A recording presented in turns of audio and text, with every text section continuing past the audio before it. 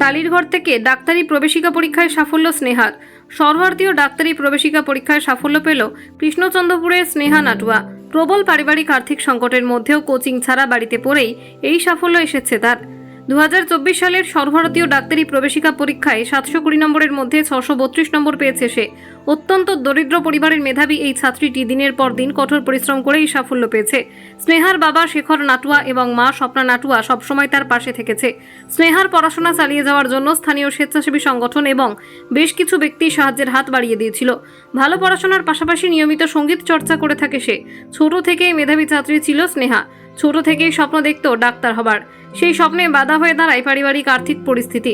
সেই সব কাটিয়ে স্নেহা এখন ভালো রেজাল্ট করেছে, যার জন্য খুশি সকলেই। স্নেহাও বড় হয়ে সকলের পাশে দাঁড়াতে চায় বলে জানিয়েছে। গরিব দুস্থ ব্যক্তিদের সেবা করাই এখন তার লক্ষ্য বলে জানিয়েছে সে। বলছি এবছর তো যে র্যাঙ্ক করেছো, তো কিভাবে যে পড়াশোনা করতে, একটু শুনলাম যে অনেকক্ষণই পড়াশোনা করতে, কি বলবে এ নিয়ে? আমি তো যখন আগের বছর এক্সাম দিয়েছিলাম তখন 487 পেয়েছিলাম। সেটাতে খুব ভেঙে পড়িনি, তার কারণ আমার মনে হয়েছিল যে আমার চেষ্টাটা তখন অবধি ঠিকঠাক ছিল না, এর থেকেও বেশি কষ্ট আমি করতে পারি এবং সেটা করতে হবে। কারণ এমনি কম্পিটিশান এত হাই ছিল, এর থেকে বেশি মার্কস পেতে হতো যেহেতু আমি জেনারেল। তো সেক্ষেত্রে নিখিল স্যার আমাকে ভরসা দিয়েছিল। আমি খুব ভেঙে পড়েছিলাম আগের বছরও। স্যার আমাকে বলেছিলেন যে তুই আবার মন শক্ত করে পড়, তুই ঠিক পারবি। যেহেতু মানে নিটের পরীক্ষার ক্ষেত্রে বায়োলজির মার্কসটা সবথেকে বেশি থাকে 360, আর ফিজিক্স কেমিস্ট্রি মিলিয়ে 360 থাকে, তো সেটাতে বায়োলজিতে একটা হিউজ নাম্বার তুলতে হয়। সেটার জন্য স্যার আমাকে পুরোপুরি ভরসা দিয়েছিল। সেটা খুব ভালো করে তৈরি করেছিলাম স্যারের প্রচেষ্টাতেই। স্যার বলেছিল যে এইভাবে এইভাবে পড়, এইভাবে কর।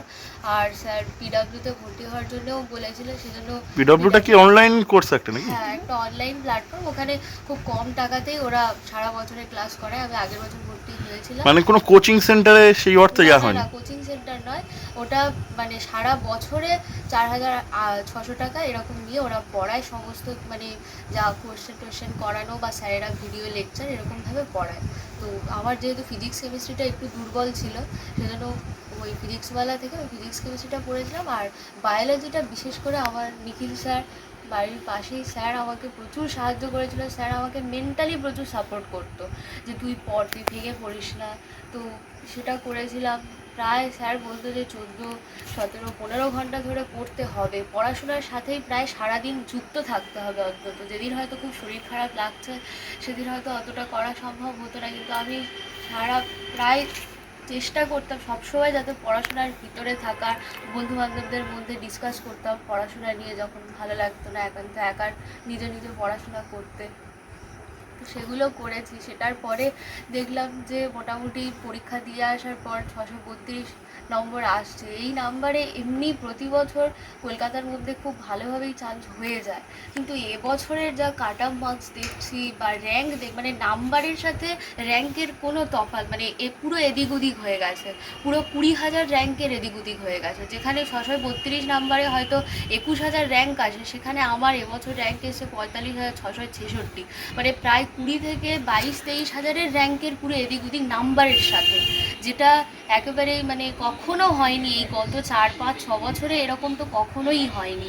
তো সেখান থেকে এবছরে যেটা প্রথমবারে পরীক্ষা দিয়ে এসে মার্কস ক্যালকুলেট করে যেটা দেখেছিলাম, বা কিছুদিন আগে ওয়েমার্কশিট বেরিয়েছিল সেটা দেখে যা ভেবেছিলাম, আর এবারে যখন রেজাল্ট বেরোলো তার সাথে যখন র্যাঙ্কটা দিল সেটার সাথে পুরো মানে ডিসম্যাচ হচ্ছে। তো সেখান থেকে মানে খুব কষ্ট হচ্ছে যে এত বছর কষ্ট করেছিলাম সেটা। আচ্ছা। আর কি নাম আপনার? আমার নাম স্নেহা নাটুয়া। থাকে তার এই কিছুদিন আগে ওর জেঠু ব্রেন টিউমারে মারা গেছে, এবং একটি বোন, ছোট বোন যে 10ম শ্রেণীতে পড়াশোনা করছে, এবছর মাধ্যমিক পরীক্ষা দিয়েছে, সেও খুব একবার ডিরেল হয়ে ব্রেন সমস্যা তৈরি হলো। সেটা নিয়ে পরিবারটা না যাওয়া।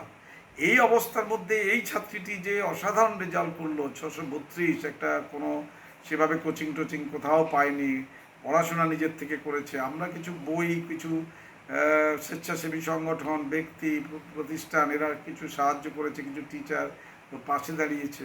কিন্তু ওর নিরলস প্রচেষ্টা, ও যখন ক্লাস 10-এ পড়ে মাধ্যমিক পরীক্ষা দেয় তখন কিন্তু বলেছিল আমি ডাক্তার হতে চাই। ও সরকারি কলেজে এবারে চান্স পেয়ে যাওয়ার বিশাল সম্ভাবনা, পেয়েও যাবে হয়তো। আগামী দিনে ডাক্তার হোক, ওর স্বপ্ন পূরণ হোক, ওর বাবা মার ইচ্ছা কামনা পূরণ হোক। আমরা শুভেচ্ছা জানাচ্ছি। কৃষ্ণচন্দ্রপুর হাই স্কুল প্রতি বছর যেভাবে মিজানুর, নিশান ডাক্তারিতে চান্স পেয়েছে, আজিজুল একটা র্যাঙ্ক করেছে মাধ্যমিক উচ্চ মাধ্যমিক পরীক্ষায়, রাখিয়াজ, আমরা একইভাবে এদেরকেও চাইছি এরাও প্রতিষ্ঠিত হোক। রহমতুল্লাহ মোল্লাদের মতো আমাদের যে ছাত্রটি সুভাষিস নাটুয়া বিজ্ঞানী হয়েছে, ওদেরই পাড়ায় বাড়ি ওর। এবারেও বিভিন্ন গরিব দরিদ্র পরিবারের ছেলেমেয়েরা উঠে আসছে। আমাদের স্কুল তাদের জন্য রাস্তা। সর্বশিক্ষার যে স্লোগান, সবার জন্য শিক্ষা, সেই শিক্ষা পেয়ে যাতে এরা উঠতে পারে আগামী দিনে, সেই সাফল্য কামনা করি। চন্দন মাইতি, প্রধান শিক্ষক, কৃষ্ণচন্দ্রপুর হাই স্কুল, মথুরাপুর, দক্ষিণ চব্বিশ Pargana. Desk report, express Kolkata.